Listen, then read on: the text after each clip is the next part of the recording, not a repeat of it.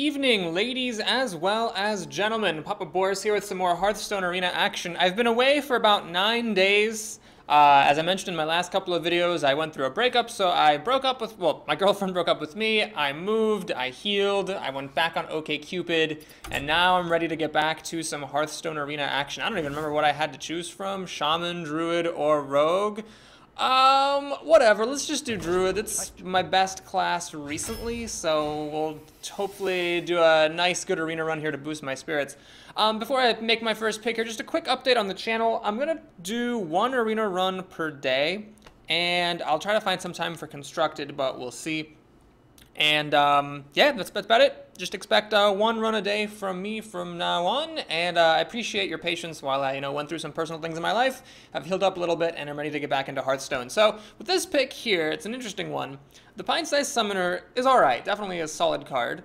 The Kodo is great because it's removal and it can give you some card advantage, and the Abomination's also great. Potentially, because if your opponent swarms you up, this can, and they don't have a silence, this can just take care of their board, basically. It's sort of like a delayed consecration that affects everybody. I guess in the abstract, the Abomination's probably the better card, but I'm going to take the Kodo here just because I feel more comfortable with it and I like it more, and it's not as vulnerable to silence and whatnot. Alright, the Ironbark Protector is definitely a solid card. I'd say it's probably not good enough to play in Constructed, but in the arena an 8/8 for 8 is nice, and with Taunt that's just, gravy. Worth considering the Murloc Tidehunter here, though. I've gotten to have increased respect for these Swarm cards.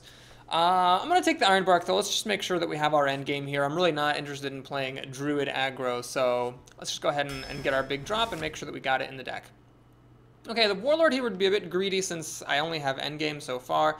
This is a card I will play, but let's take Spellbreaker. I've had it pointed out to me that I may be undervaluing Silence a little bit. I think I'm close, but not quite accurate at evaluating Silence at the moment. And if anything, I'm a little bit undervaluing it rather than overvaluing it. So we'll take a Spellbreaker here and make sure we got one of those in the deck.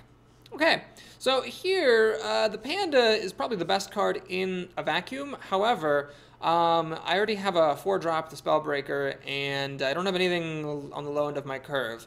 The Panther is a 3-drop, which I could use some of, but it's not my favorite 3-drop. However, I have seen it be good. It is good, for example, against the Panda. There are definitely some 4-drops, and sometimes even some 5-drops that the Panther can trade in for, and then it feels really great. And the Voodoo Doctor is solid as well. Health gain is nice, although as a Druid, there's a little bit less pressure on me to pick up healing cards. If this were an Earthen Ring Farseer, 3/3 for 3, restore 3 health, I would take it in a heartbeat. Here, I'll take the Panther, though.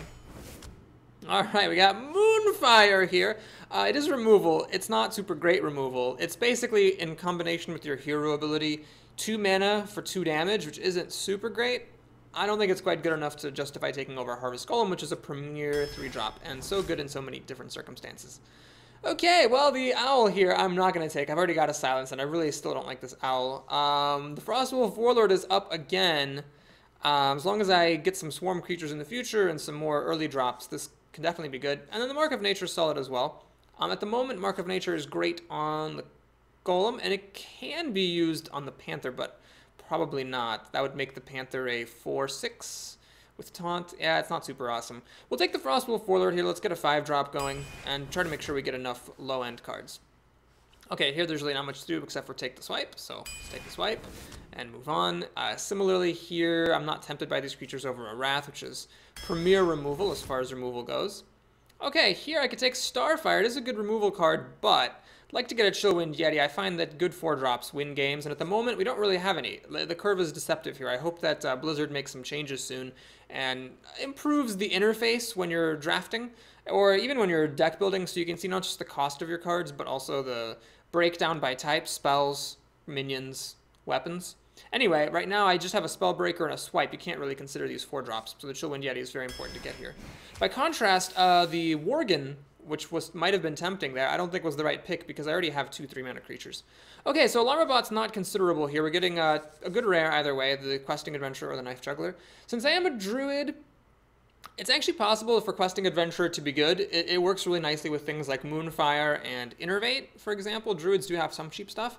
I don't have that in my deck at the moment, however. So rather than taking the speculative card, let's take this Destined for a Nerf Someday card. I mean, there's just no way that an effect this good should come with a creature that has base vanilla stats. The Knife Juggler should really be I'm guessing a 2/2 is probably the appropriate place for it. Anyway, we'll take it here now without speculating too much further. Okay, so the Stranglethorn Tiger is a great card. I've already got 2 5-drops though, and I've already got 2 3-drops. So on mana curve reasons, I'm not tempted by this Tiger, but I am going to take the Farseer. It's so great. Not only can you heal yourself with it, which can sometimes save you from a game where you're otherwise being burned out by a frickin' mage, but also, if you're a Druid, you got these big creatures, you can heal them up sometimes, your opponent won't see it coming, and it can make a really big swing in the game.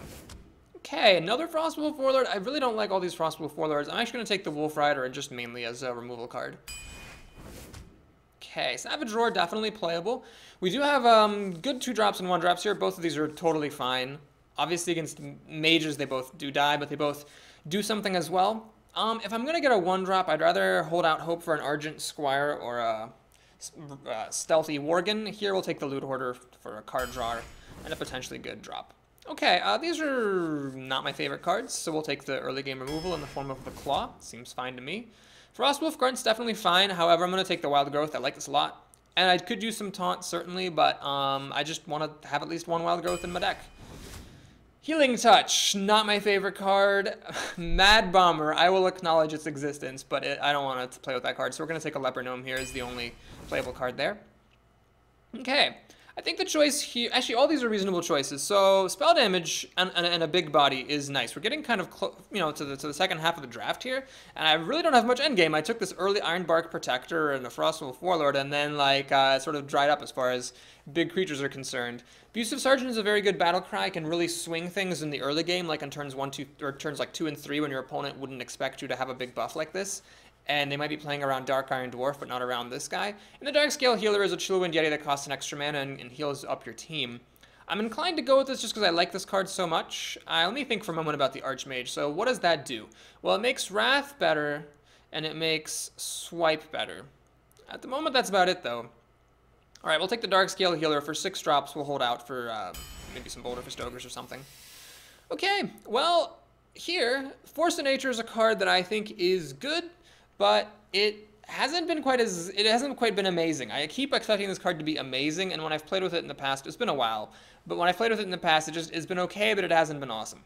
The Ancient of Lore is interesting. It looks really cool. You get to draw 2 cards or get 5 health back. However, 5/5 for 7 mana is kind of unimpressive, so you'd really need to be in control of things to be able to afford the luxury of playing, spending so much mana to get such a small body. And the Blood Knight is just mostly going to be a 3/3 for 3, but randomly, if your opponent plays Divine Shield, it can be spectacular. So what do you go for here? Well, I think I'm a bit light on removal, so I'll take the Force of Nature and use it as a kind of removal card. Although, again, I'm just prepared for it not to be super amazing, because that's been my experience with it so far. Okay, I could take the Ooze as an out against weapons, although I'm not that worried about warriors. Everyone's playing mages. Could take another one of these guys. Let's do a quick count. I got 1, 2, 3, 3 drops. Wolf Rider doesn't really count. For 2 drops, we've got 2, and then I'll count the Wild Growth actually, so 3. So same either way. I'll take this for some buffing and some endgame quality. All right, Twilight Drake is a fine card, but I'm not going to pass on Starfall. That can get you out of a jam, and I am a bit removal light. We'll take the Ogre Magi here. It's not the best 4-drop, especially because it gets dominated by a Chillwind Yeti, but I'm kind of missing my mid-game beef at the moment in this deck, and the spell damage is just icing on the cake. Okay, well, I did say I'd hold out for one of these, and I got it. Like to have at least 1 drop in the deck. Here we're going to have a couple, so we might be able to get off to some fast starts. Oh, God! Oh, this pack is a gem. Had I taken one of the questing adventures, I've passed on 2. The Wisp would actually be considerable. But instead we'll take another Silence. Alright, we're going to put it to the test here and see how good this owl really is. Oh man, this is tough. So Innervate is of course great. The War Golem, I'm getting kind of late in the deck and there's not much endgame here. Not much at all. I'm going to take Innervate though. I think it's just a better card than the War Golem. It's really good when you have a Chillwind Yeti. If you get both of those on turn 2 and make a Chillwind Yeti on turn 2, it's about as good as it gets. I'd also be content playing an Ogre Magi on turn 2. 4/4 on turn 2 is fine, or a Darkscale Healer on turn 3. Really can't accelerate out of Frostwolf Warlord though because it won't be buffed enough.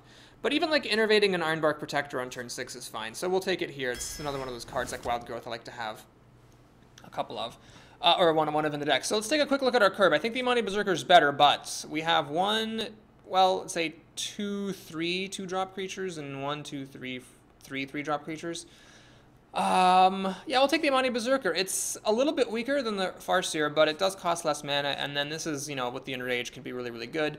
It's a nice combo with Wrath. You can deal 1 damage to this, draw a card, and then Enrage it, which your opponent might not see coming. Power of the Wild, also a considerable card, but we'll take the Amani Berserker for some early game strength. Okay, well, we're getting to the point where I really do need to get some endgame cards, so here's where I'll take the Archmage. I'm passing a lot of these Farseers, which is good and all, but it's nice to have something for the endgame here. All right, Stormwind Champion's very solid. Stat-wise, it's similar to the Lord, but, you know, has 1 more health for 1 more mana. Lord has Taunt, and I'm a bit low on Taunt, actually. So rather than trying to have minions on the field, let's go ahead and just take the card that you can drop onto an empty board. Keydoke. Well, take the Panther here, I suppose. I wish this were like a Farseer. I'd much rather have that than a second Panther. All right, I don't want to take another Frostwolf Warlord. That's a bit greedy. Naturalize can get you out of some bad situations. I have lost some games because my opponent had Naturalizes. I've also won my games because my opponent Naturalized, gave me 2 cards, and it just wasn't good enough. Or I could just take a Spiteful Smith for the stats. I'll take the Spiteful Smith for the stats. A 4/6 for 5 mana is fine.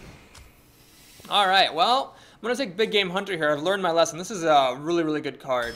There will be times, of course there will be times when the Big Game Hunter whiffs and you don't get to do anything with it. But when it connects, oh man, does it connect. So if you don't know that card, it's a 4/2 for 3 mana with the Battle Cry, destroy a creature with 7 or more attack. So it'll kill your opponent's Ventricle Mercenaries, it'll kill all their giants, it'll kill their Ironbark Protector. It might incidentally kill something that's being temporarily buffed.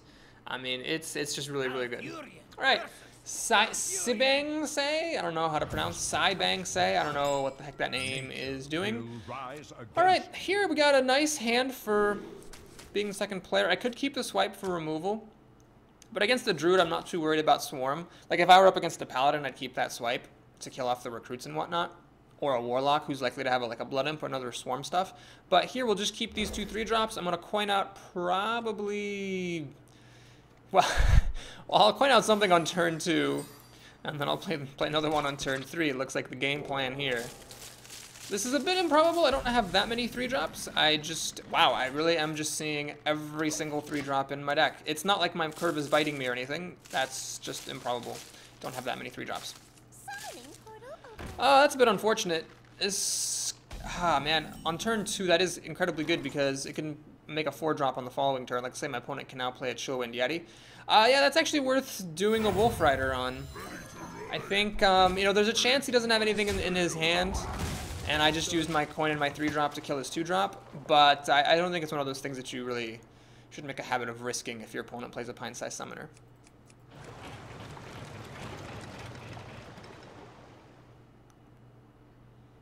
So yeah, this deck I don't think is particularly great.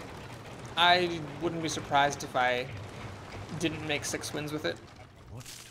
But I'm feeling alright. I don't really care that much, as much as I used to. At least I don't feel like I care as much as I used to about how I'm doing in the arena. I know sometimes I would get really frustrated and whatnot, but feel pretty relaxed.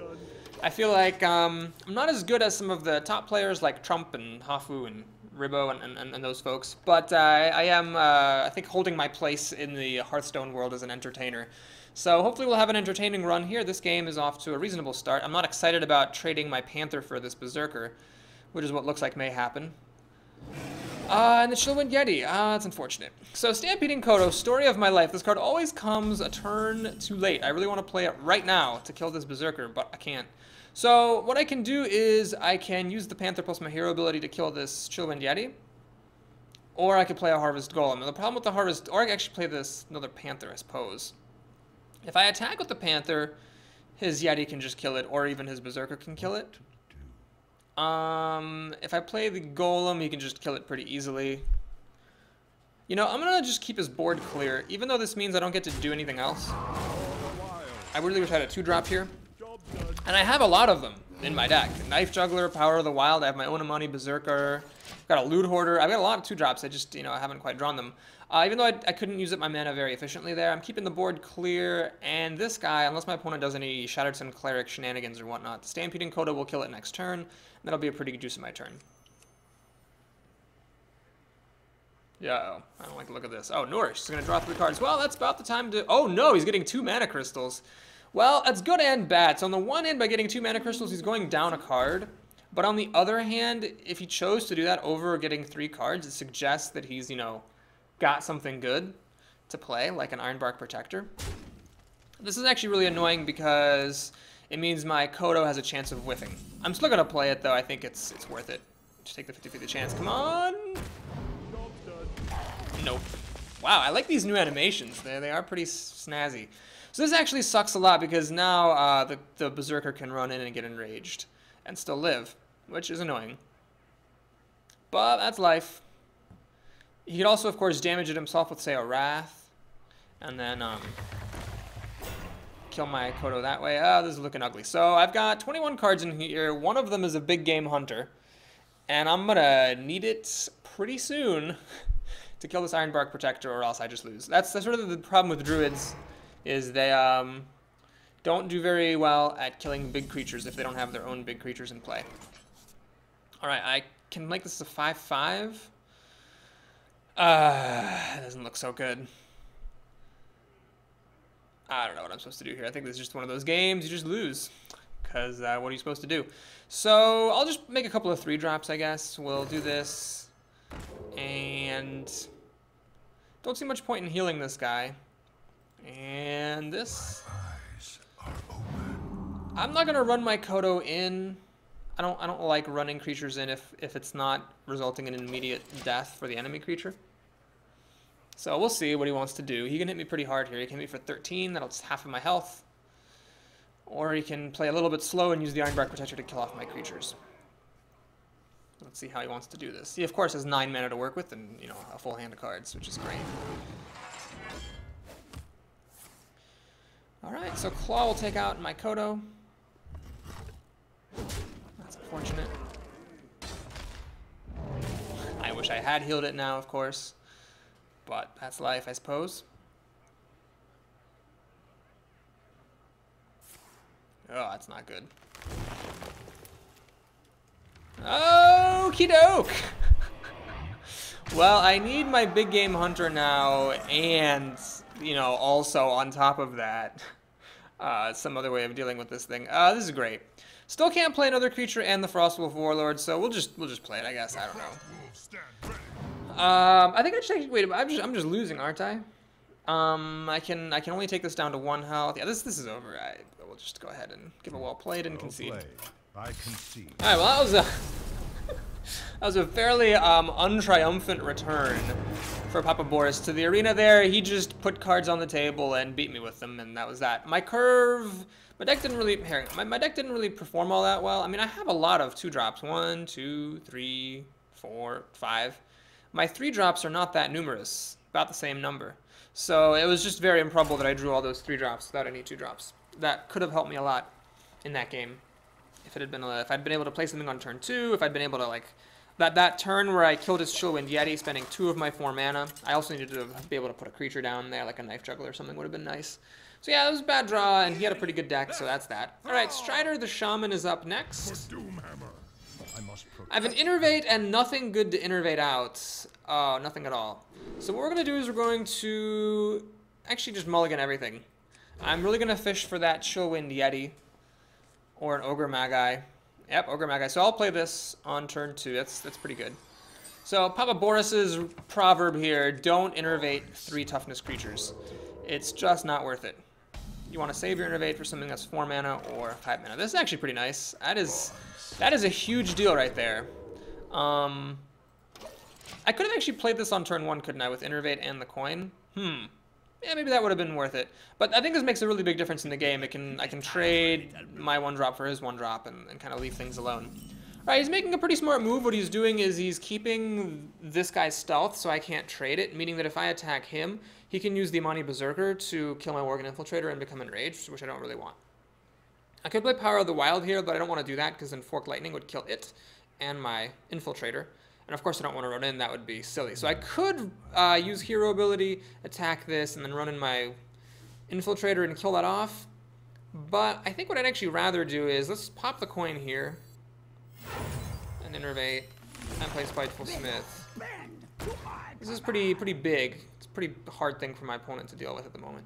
Now, by not attacking with this, I leave it vulnerable to Forked Lightning. However, if I attack with it again, the Berserker will just attack and kill it. So I don't really see any reason to do that. Let's just go ahead and play my 4/6. And now he's got a 4/6 to deal with on turn 3. So I'm going to give myself some credit for drafting this thing. I think some people wouldn't have done it. Well, he's got the removal. So I lose my coin and my innervate, which is sad. But worse things have happened. Okay. So I could play Wild Growth here, but I don't have any critical reason to do that at the moment. I think now is the time to just hero up. Attack. And attack. Is his voice different? I don't remember it sounding like that. He was like, for the wilds. Okay, next time I use my hero ability and attack with it, I'm gonna click him several times so I can do like a side-by-side comparison here. Turn up the volume, get ready for that. I swear that sounded different. Alright, he's gonna reveal this guy now, it's fine. So I could make this and use my hero ability, but all I'm doing is running into the totem. It's kind of silly. We'll just go ahead and play this. My opponent could deal with it pretty easily, but it will take some effort. He'd need some kind of a buff in order to let the Ooze or the Infiltrator trade in for my 4/4. Well, that will do. That will do. That was one of the best raid leaders I've seen in a while. And this Taunt Totem is just ruining my life, because I really want to kill this Infiltrator, but the Taunt Totem is just a devastation. I'm starting to fall behind and lose. That's kind of annoying. Okay, well here I can play the Golem that I just drew and make a Panther.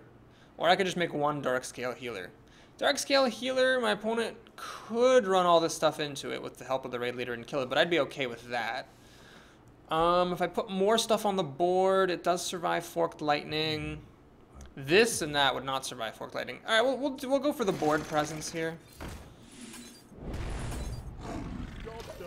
So hopefully something sticks. But if I get to that point where like everything I play just dies, because my opponent just does that, then I'll end up losing this game. If I lose this game, this is going to be an all-in-one video. Okay, Novice Engineer.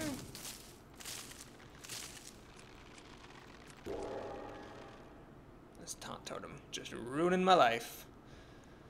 Well, he's got 4 cards.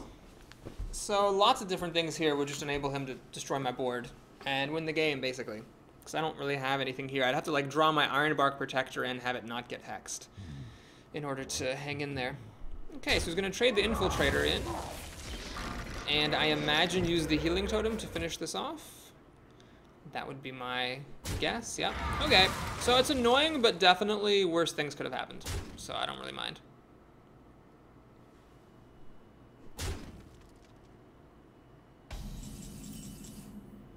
Leper Gnome. Okay. I really wish there was a way for me to kill this raid leader. This is like the best raid leader I've ever seen, and there's just no way for me to kill it. That's sad. So we'll knock out this Taunt Totem, and my hero ability, everything's at 2 health, does nothing pretty much. So we're gonna go ahead and play the Darkscale Healer and the Leper Gnome. Job's done. Kind of sucks that the spell damage totem can kill my Leper Gnome, giving him even more card advantage. And kind of sucks that this Wild Growth was totally useless. Maybe drafting it was a mistake. But hanging in there, it's possible I could still come back. We'll see. I can't believe that they changed the voice acting on this. Like, how do you even do that? Like, dude, do you call up the guy and you're like, hey man, we need you to say for the wilds.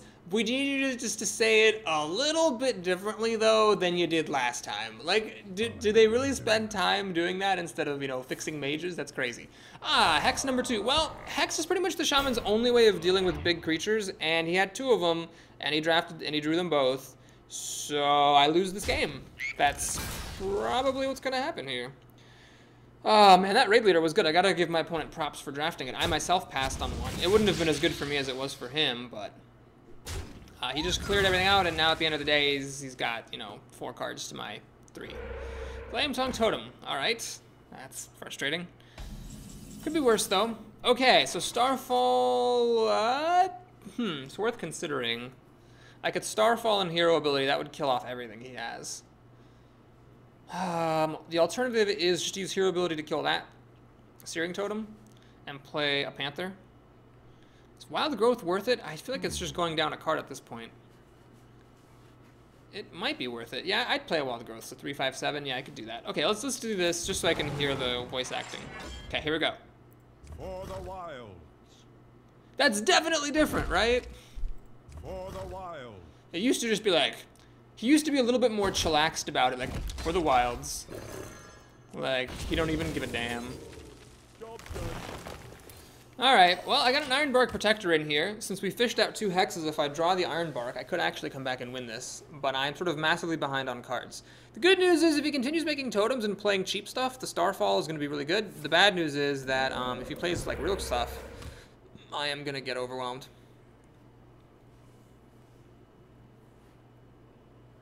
Okay, lucky that wasn't a taunt totem, because that would have stopped this Panther from killing off the Flame Tongue, which is, you know, priority number 1 here.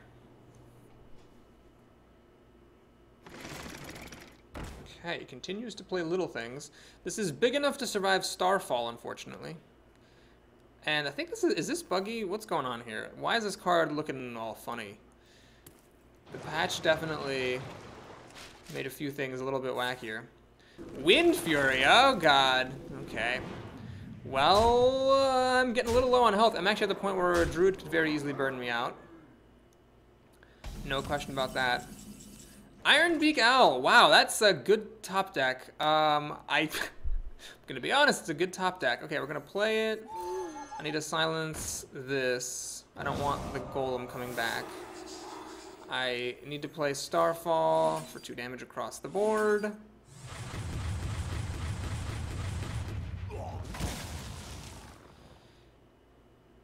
And then I need to keep my creatures alive, so, well, I can't afford to take any more damage. You know what? I just can't. So we're going to do this for the wilds. And this is why I hate this Panther. This 2 health is just so bad. Almost any other 3-drop, you know, having 3 health would have been so much better. Anyway, that's that. So I've got an Ironbeak Owl and no cards. My opponent has 3 cards. That should probably be enough for him to win the game. Like, if I had managed to battle him to a stalemate, you know, or where he had no cards, I'd be okay. As it is, though, it's bad. He's gonna hit me in the face, which I can't really blame him for. See what I draw. Swipe.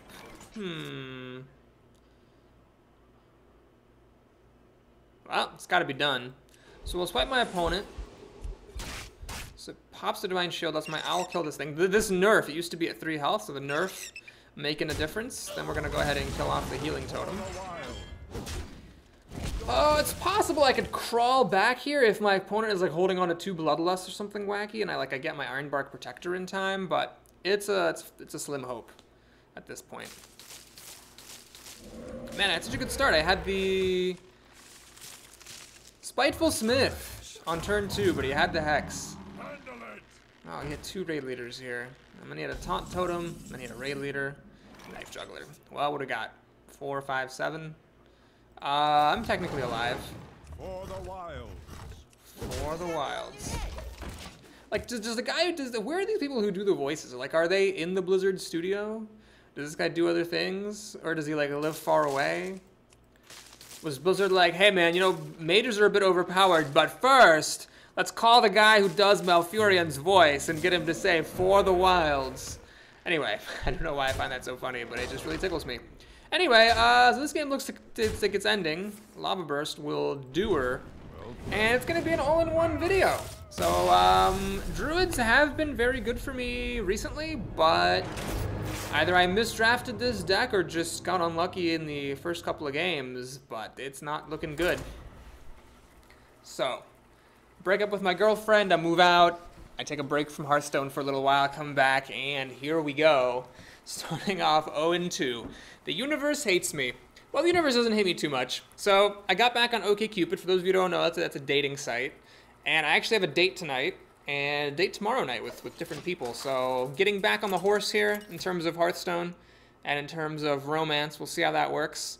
One thing that you might not be used to, because I had a girlfriend when I first started making these videos, but it's different now, is I'll probably be giving you updates about my dating life, so stay tuned. You'll hear probably lots of comical stories, or just, you know, sadness, whatever. Whatever, I'll send back the Big Game Hunter. It's not really relevant yet.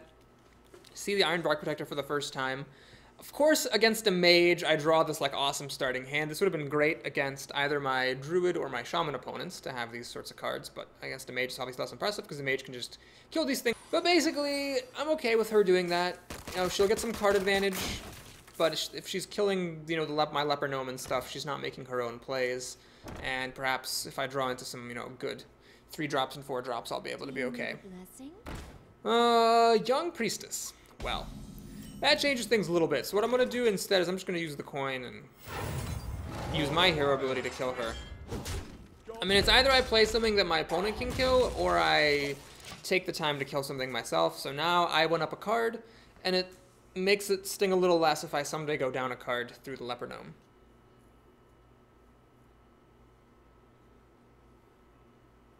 We're up against Coogan the Mage here. Obviously, it doesn't feel super great to be up against a mage when I'm at 0-2 with my arena life on the line. But whatever, it's fine. She's actually doing what kind of... Like, if I had been the first player in this game, I'd be doing exactly what she's doing right now. I would have played turn 1 Leper Gnome. She probably would have killed it. Then I would have played turn 2 Loot Hoarder. She probably would have killed it. Instead, I'm doing this stuff. So this doesn't give me any card advantage, because Loot Hoarder draws a card upon dying, so it replaces itself. Basically, it's just slowing the game down. She spent 2 mana. She spent her whole turn. I spent my whole turn. At the end of the day, she has the same number of cards in her hand as she did before, so nothing's really changed. Looking forward to playing this Harvest Golem. Maybe the problem with this deck is it has too many 3-drops and not enough 4-drops. It just doesn't have enough beef. This is actually really irritating, because I can't really play a Harvest Golem on a clear conscience in front of this. You can just run in, draw a card, and then it'll be good for 1 more card. I could Hero Ability Claw and just kill it. But you know what? I'm going to do this anyway. So I'm going to give her some cards. That's fine. So she can have her cards, but I have a creature. And I think having the creature is more important at the moment than stopping my opponent from drawing cards. And from also using up one of my removal spells.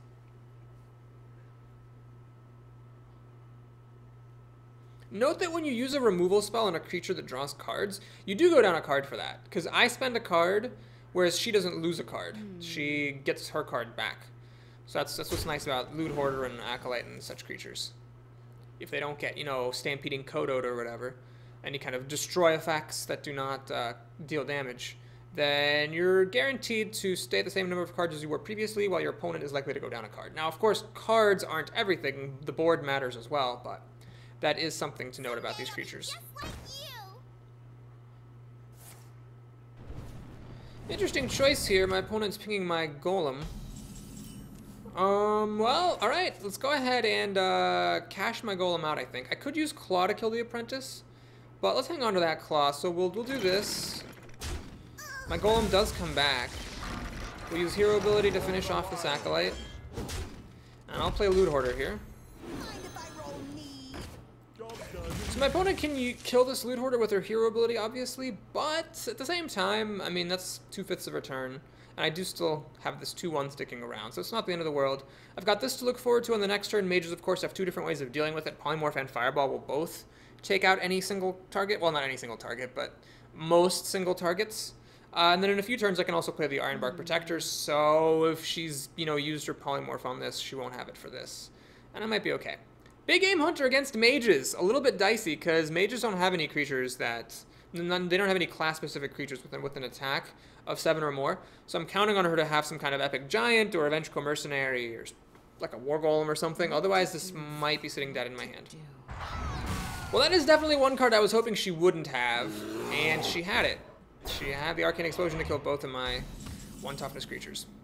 And the Stampeding Kodo, of course, is not quite good enough. What could I have taken in place of this? Oh, man.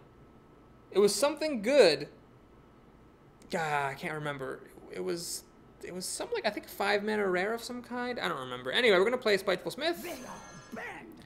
Very good on this board. It's owning this Grizzly with health to spare. Obviously, I don't get to use the Enrage ability because Druids don't have weapons, but very solid here. And, you know, time being bought until I can play this Ironbark Protector in 3 turns is time well spent.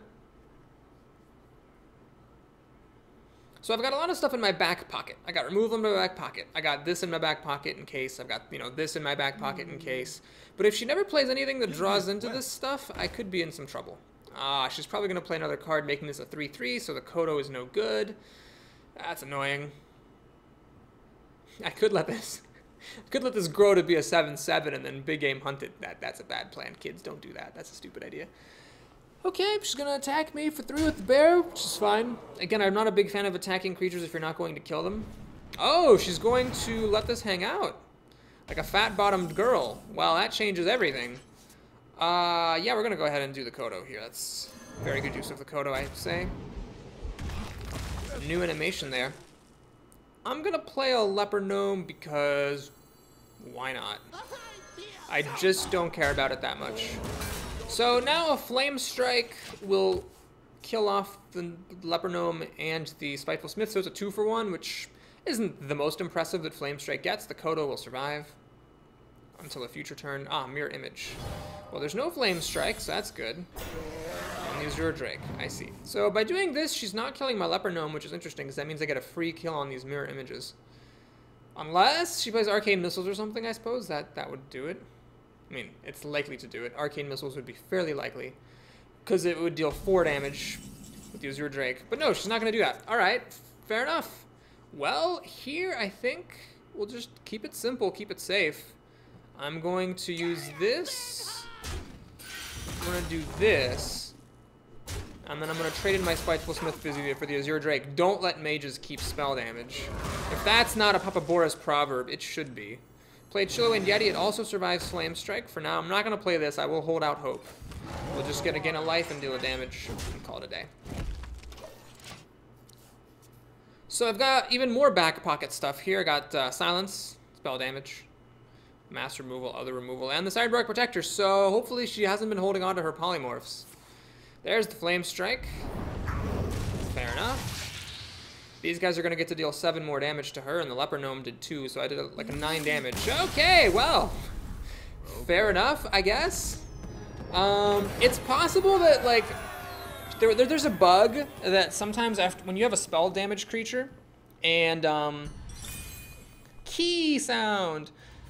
If you have a spell damage creature and the spell damage creature dies, I notice there's a bug that your, spells will still sparkle as though they're being buffed, so it's possible that my opponent thought Flame Strike did 5 damage because it was sparkling, and then upon realizing that it only did 4 damage, leaving 2 of my creatures alive, she rage quit. It's possible. Or it's possible she just had bad cards and was giving up on life. So, I avoid the shame and embarrassment of having a 0-run arena. I did have one of those on my channel a long time ago. It's pretty great. Haven't seen this card yet. Oh my goodness, I don't want any of this stuff, really. Just give me my 2-drop stack. I got him in here.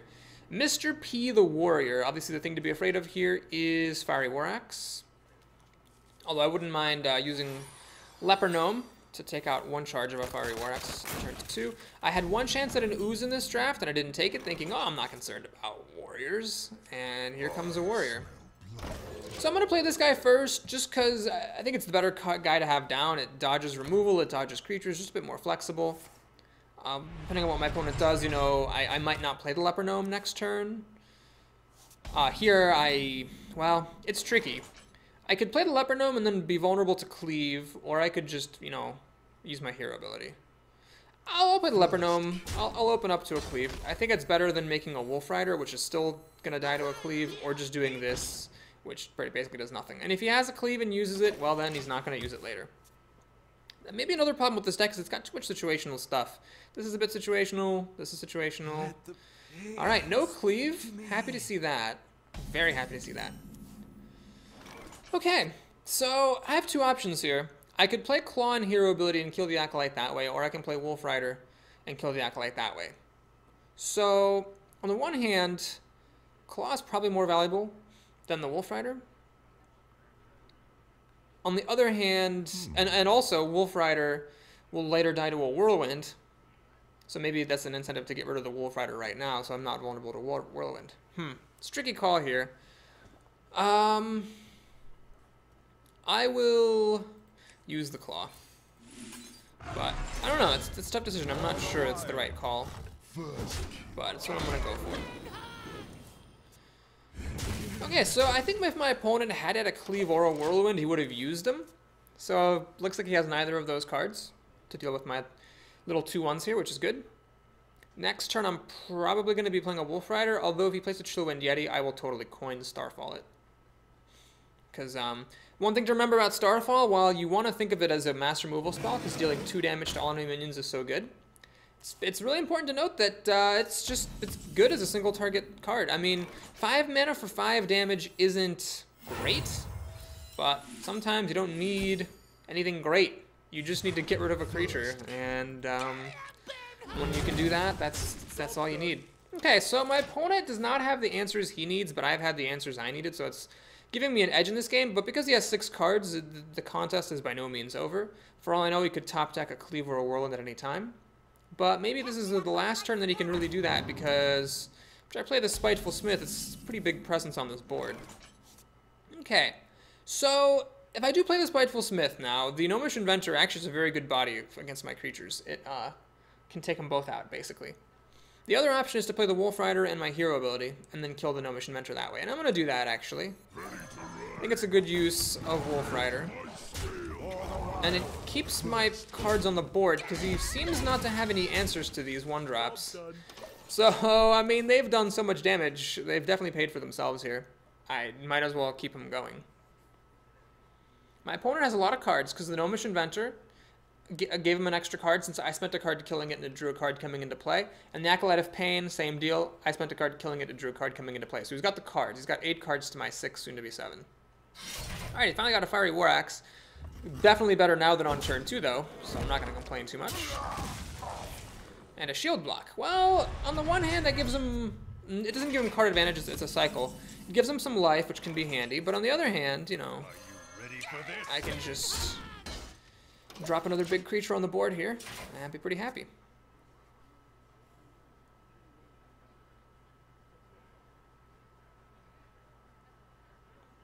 This hand is a little bit unimpressive. Unless, of course, he plays a Vengeful Mercenary or an Epic Giant, in which case this is very impressive all of a sudden. But at the moment, this stuff's not super impressive. I mean, this is good. These guys, time has kind of passed them by. So, where the game can really turn around is if the big game hunter actually gets to fire a shot. So I had one arena a while back where I was like, hey, big game hunter, it kind of sucks. And then it ended up being really, really good in that draft. And so now I took it excitedly, but it's actually been sort of bad. It hasn't ever come up in any of the games. Cruel Taskmaster, well, that's pretty good for him. That's some nice card advantage. Okay, well, what I could do is I could play these 2 Panthers and the... No, I can't, that's 8 mana, never mind. I think what I'm going to do is just play the Spiteful Smith and the Berserker.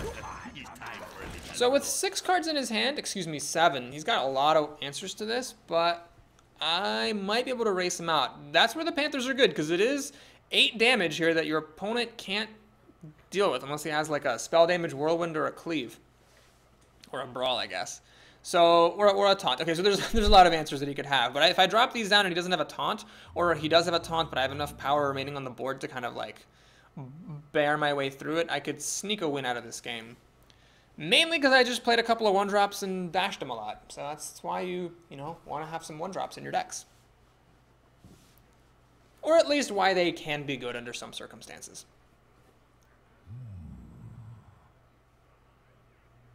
Did I only see the 1 Ironbark Protector? I think I did. I really would have liked some more endgame in this deck. Like, if one of these had been something big, I'd feel much better about my chances of winning. Right now, they're all kind of mostly dead cards, unless you count the burn potential of these Panthers as having more value than it really does.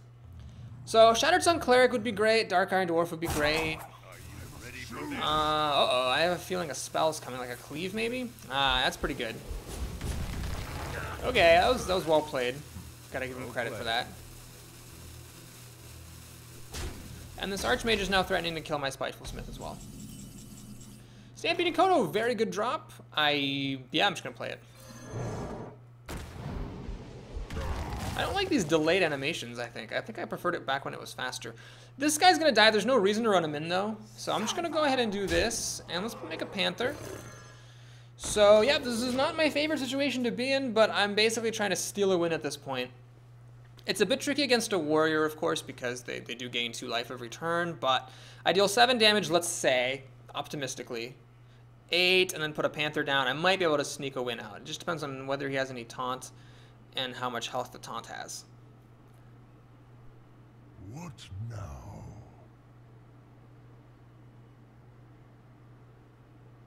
Oh, what did I take this Kodo over?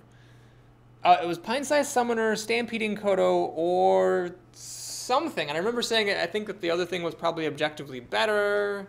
I can't remember. Oh, that's not good. That's not good. That's really bad. Oh, that's not good either. Man, that's going to get to kill my Kodo now. And the Shattered Sun Cleric can kill my Spiteful Smith because of the Warsong Commander. This just got really bad really fast. Oh, man. This card is so good. Well, there's lots of different things my opponent could have had, so I shouldn't really complain too much. But yeah, now my odds of stealing a win are diminished greatly because I need to take care of this, I think. Harvest Golem. That is really not the hero that Gotham needed right here. I can't leave this alive, but I also don't want to leave this alive or that alive. Fuck. Oh my god. So close. So close. You know what? I'm just tempted just to throw everything down and go for it. What to do? Yeah, I think it's my best chance. Let's just do this. I've got the beast in my sights. I don't know exactly what the odds of success are here, but I do have some outs here. I've got Swipe, which I can use to target my opponent in the face. Wrath does not target the enemy hero directly. But this Panther, he can't deal with it directly. Okay, Taunt, that's unfortunate. You gotta be kidding! No! He actually had that thing! Oh my god, my big game hunter would have killed it. Oh, that's not good. That is bad. Okay, well, all this stuff has charge, and whenever his minions attack into mine, he gets an armor from this Armor Smith, which is actually really, really depressing. But I might still be able to sneak a win if I can get my Swipe, and if I'm able to pick off this Taunter here. That's one armor. Yeah, I really do just need to get the Swipe. I don't think I have any charge creatures. I never saw any Druid of the Claws.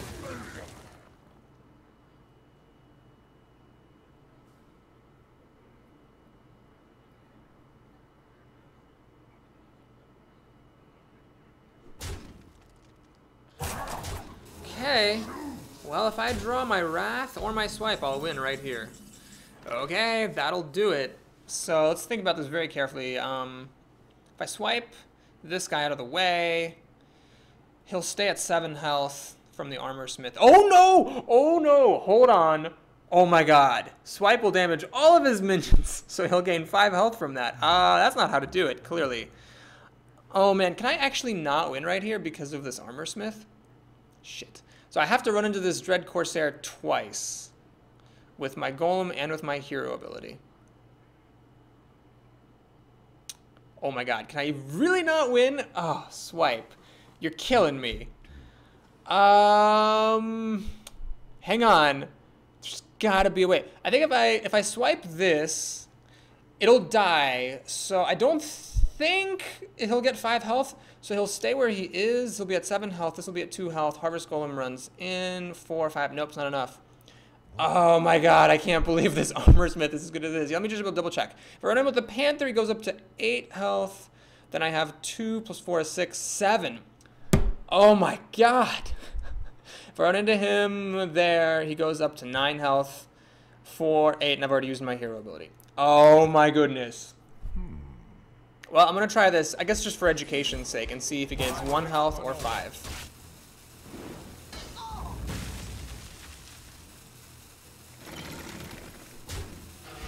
4 plus 1 is 5. It's not enough. I'm going to do this. And I'm going to hit him. Maybe it was... Oh, I should have attacked this Warsong Commander. Hard to say. Oh my god, that Armor Smith prevented him from dying to swipe. I cannot believe it. Ah, man. I don't think I missed anything obvious there. That Harvest Golem needed to be able to kill the, It needed to be able to kill the Dread Corsair in 1 hit, basically. Uh-oh. That's annoying. Well, this is everything he's got. So when we're in a top deck war, but he starts off in the lead. He's a warrior, so I cannot batter him down with my hero ability. I don't have anything that can attack him. I didn't take Starfire. I'm probably in trouble here. That's not going to do it. That is not going to do it. Man, if I had drawn my Ironbark Protector, I might have had a slim hope, but yeah. So I laid out all my creatures, the Armor Smith of all, like there were lots of things that my opponent could have used to stay in the game, but the Armor Smith of all things was what kept him in it. It's possible that there was a way though. It's possible I didn't play around the Warsong Commanders right. Maybe I should have just killed it. Given that he didn't die, I should have used my Panther to kill the Warsong Commander. But I think I would have lost the game if I'd let him keep up any more health.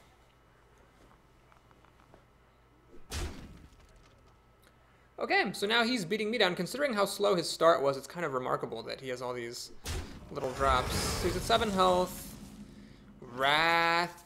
I'm gonna use Wrath to draw a card, because if I just kill something with it, I lose the game anyway. Might as well see if I can get an Ironbark Protector here. Innervate. Ah, yes. That's great. Innervate. I drafted it somewhat aggressively, and it's really biting my ass here. That is for sure. I have not had a 1-win arena in a long time, but this looks like it might be the one. That's hard for me to deal with. I could have gotten my opponent down to 1 health, but alas, it was not to be. Technically, if I get an Ironbark Protector, I'm still in it. It's not going to do it. So we're going to go out in style. Always go out in style, folks. Always go out in style. And that deserves a well played. Okay, so that'll do it for our comeback run here. I see all these rocks now when you explode. That's really great. Okay, so thanks so much for watching. I hope you enjoyed this welcome, reunion, whatever run. If you did, please consider liking and or subscribing. I'll appreciate your support. And now let's commence our post-arena rituals. So with 1 win, we got a couple of boxes, 30 gold, and a pack. Hey, 30 gold for 1 win? I'll take that. That's totally fine. Let's go ahead and open the pack. Man, it's been so long I forgot what to do. I like this new interface too. Looks pretty. Rare. And unremarkable. I don't think any of those are new. Take a look at my collection here. Yep, those are all repeats. Get 40 more dust. Wow, I have a lot of dust. How did I get so much dust? I don't remember having that much. Well, that's like good for 4 legendaries or something. And a sneak peek at our next arena. It's been a long time. I don't remember where we're at here.